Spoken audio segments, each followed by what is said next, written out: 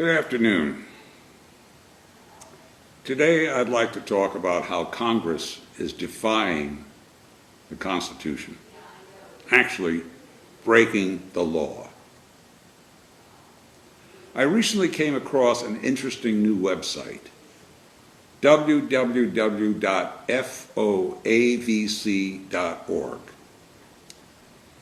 It's a website focused on the idea that Congress is already so out of control that it has been violating the Constitution for many years now.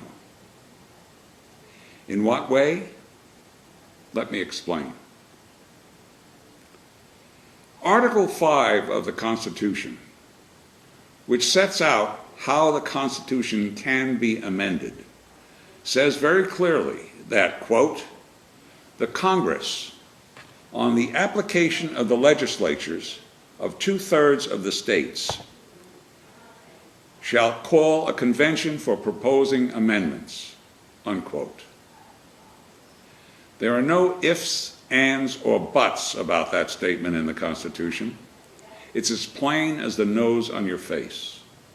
It does not require that there be any specific subject or unanimity of agreement among the states as to what subjects the convention would address, nor any time limits on the applications. Yet in the over 200 years of our history, during which all 50 states have sent in 567 legitimate requests to Congress to call for an Article 5 convention, and all requests are in the congressional record, never once has a Congress responded to the state's request to call a convention. This is sheer, brazen arrogance. Essentially, it is a tyranny by the Congress. Until now, I had no idea this was going on, and I'm certain that none of you did either. I always thought that there was no call for a convention to propose amendments because not enough state legislatures had requested one. They have applied in spades, out the gazoo,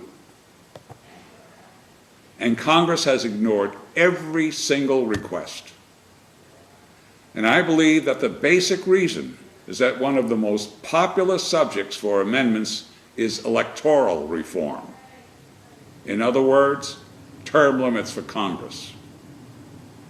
And Congress knows that it would happen, ending their gravy train.